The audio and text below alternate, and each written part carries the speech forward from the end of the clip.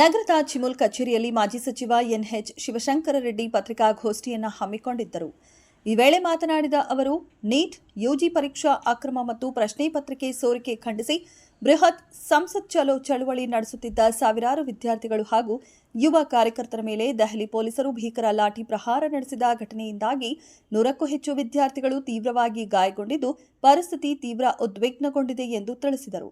ದೇಶದ ಅತ್ಯಂತ ಪ್ರಮುಖ ಸ್ಪರ್ಧಾತ್ಮಕ ಪರೀಕ್ಷೆಯಾದ ನೀಟ್ ಯುಜಿಯಲ್ಲಿ ಪ್ರಶ್ನೆ ಪತ್ರಿಕೆ ಸೋರಿಕೆ ಮತ್ತು ಸಾಲು ಸಾಲು ಅಕ್ರಮಗಳಿಂದ ಲಕ್ಷಾಂತರ ವಿದ್ಯಾರ್ಥಿಗಳ ಭವಿಷ್ಯ ಕತ್ತಲಿಗೆ ತಳ್ಳಲ್ಪಟ್ಟಿದೆ.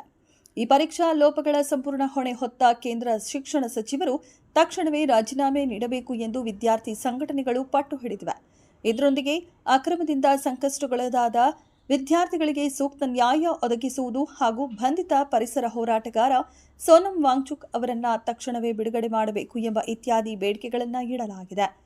ಇವರ ಬೇಡಿಕೆಗಳಿಗೆ ಕೇಂದ್ರ ಸರ್ಕಾರದಿಂದ ಯಾವುದೇ ಸ್ಪಂದನೆ ನೀಡದ ಕಾರಣ ವಿದ್ಯಾರ್ಥಿಗಳು ಸಂಸತ್ತಿನ ಮುಂಗಾರು ಅಧಿವೇಶನ ನಡೆಯುತ್ತಿದ್ದ ವೇಳೆಯಲ್ಲೇ ವಿವಿಧ ಯುವ ಸಂಘಟನೆಗಳ ಒಕ್ಕೂಟದ ನೇತೃತ್ವದಲ್ಲಿ ಜಂತರ್ ಮಂತರ್ನಿಂದ ಸಂಸತ್ ಭವನದತ್ತ ಸಾವಿರಾರು ಯುವಕರು ಪಾದಯಾತ್ರೆ ಬೆಳೆಸಿದ್ದರು. ವಿದ್ಯಾರ್ಥಿಗಳನ್ನು ತಡೆಯಲು ದೆಹಲಿ ಪೊಲೀಸರು ಪ್ರಮುಖ ರಸ್ತೆಗಳಲ್ಲಿ ಬೃಹತ್ ಕಬ್ಬಿಣದ ಬ್ಯಾರಿಕೇಡ್ಗಳನ್ನು ಅಳವಡಿಸಲಾಗಿತ್ತು. ಪ್ರತಿಭಟನಾಕಾರರು ಬ್ಯಾರಿಕೇಡ್ಗಳನ್ನು ಮುರಿದು ಮುನ್ನುಗ್ಗಲು ಯತ್ನಿಸಿದ್ದಾಗ ಪೊಲೀಸರು ಮತ್ತು ವಿದ್ಯಾರ್ಥಿಗಳ ನಡುವೆ ತೀವ್ರ ನೂಕಾಟ ತಲ್ಲಾಟ ಉಂಟಾಗಿದೆ.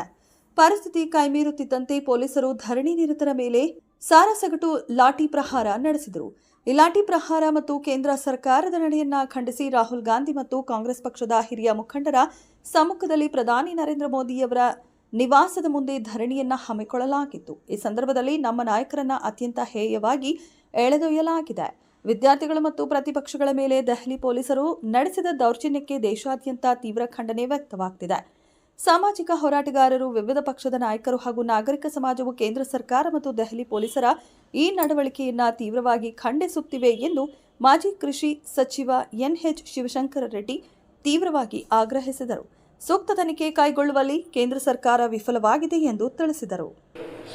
ಈ ವಿಚಾರದಲ್ಲಿ ಕಳೆದ ಪರೀಕ್ಷೆಯಲ್ಲಿ ಏಕಾಏಕಿ 23 ಲಕ್ಷ ಏನು ವಿದ್ಯಾರ್ಥಿಗಳು ಪರೀಕ್ಷೆ ಬರೆದಿದ್ದು ಅದನ್ನು ಲೀಕ್ ಆಗಿದೆ ಅಂತೇಳಿ ಪೋಸ್ಟ್ಪೋನ್ ಮಾಡಿ 23 ಲಕ್ಷ ಚಿಲ್ಲರೆ ಮತ್ತೆ ವಿದ್ಯಾರ್ಥಿಗಳು ಪರೀಕ್ಷೆ ಬರೆದರು. ಈಗ ಅದನ್ನು ಆಗಿದೆ.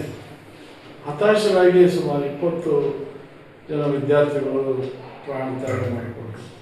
ಅದ್ರ ಬಗ್ಗೆ ಕನಿಷ್ಠ ಸೌಜನ್ಯಕ್ಕೆ ಆದರೂ ಕೂಡ ಸರ್ಕಾರ ಅಥವಾ ಪ್ರಧಾನಮಂತ್ರಿಗಳು ಅಥವಾ ಸಂಬಂಧಪಟ್ಟಂಥ ಮಂತ್ರಿಗಳು ಅದ್ರ ಬಗ್ಗೆ ಚಕಾರ ಎತ್ತಲಿಲ್ಲ ಮತ್ತು ಧೈರ್ಯ ತುಂಬುವಂಥ ಕೆಲಸ ಮಾಡಿಲ್ಲ. ಅದಕ್ಕೆ ಕಳೆದ 20-22 ದಿವಸದಿಂದ ಬೆಂಗಳೂರಲ್ಲಿ, ದೆಹಲಿಯಲ್ಲಿ ವಿದ್ಯಾರ್ಥಿಗಳು ದೇಶವ್ಯಾಪ್ತಿ ಹೋಗಿ ವಾಂಗ್ಚುಕ್ ಅವರ ಮಾರ್ಗದರ್ಶನದಲ್ಲಿ ಉಪವಾಸ ಸತ್ಯಾಗ್ರಹವನ್ನು ಮಾಡಿದ್ರು, ಪ್ರತಿಭಟನೆ ಮಾಡಿದ್ರು.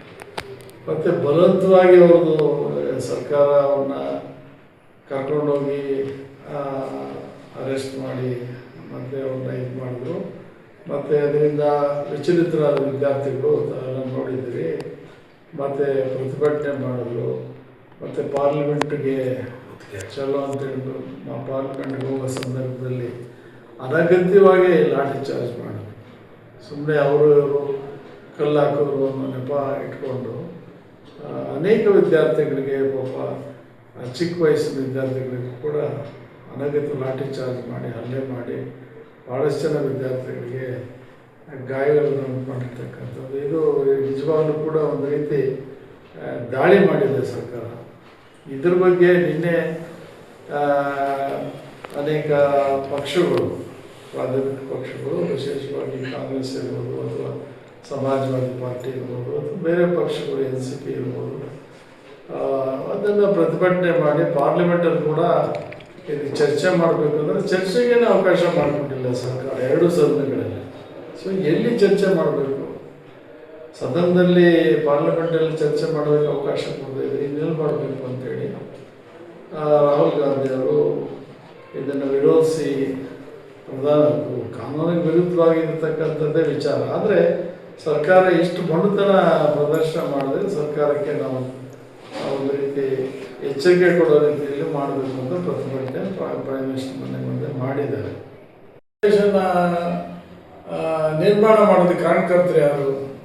20 ದಿವಸ ಅವರು ಉಪವಾಸ ಕೂತಿದ್ರು. ಯಾರಾದರೂ ಹೋಗಿ ಕೇಂದ್ರ ಮಂತ್ರಿಗಳು ಜವಾಬ್ದಾರಿ ಹೋಗಿ ಏನಪ್ಪ ಹಿಂಗೆ ಆಗ್ತಾ ಇದೆ, ಮಾಡ್ತೀವಿ, ಸ್ಪಂದಿಸ್ತೀವಿ, ಮಾಡಲಿಲ್ಲ. ಅದು ವಿಕೋಪಕ್ಕೆ ಹೋಯಿತು. ವಿದ್ಯಾರ್ಥಿಗಳು ಬೇರೆ ಬೇರೆ ಕಡೆಯಿಂದ 20 ದಿವಸ ಟೈಮ್ ಇದ್ದಿದ್ದರಿಂದ 20-25 ದಿವಸದಿಂದ ಎಲ್ಲ ಸೇರೋದಕ್ಕೆ ಅವಕಾಶ ಇತ್ತು. ಲಕ್ಷಾಂತರ ಜನ ಬಂದರು. ನೀವು ಆದಿಯಲ್ಲೇ ಕೂತು ಮಾತಾಡಿ ಸರ್ಕಾರ ಸ್ಪಂದನೆ ಮಾಡಿದರೆ ಅಷ್ಟು ಆಗ್ತಾ ಇರಲಿಲ್ಲ. ಸೊ ಈ ಪರಿಸ್ಥಿತಿ ನಿರ್ಮಾಣ ಆಗುತ್ತೆ ಕೇಂದ್ರ ಸರ್ಕಾರದ ನಿರ್ಲಕ್ಷ್ಯನೇ ಕಾರಣ.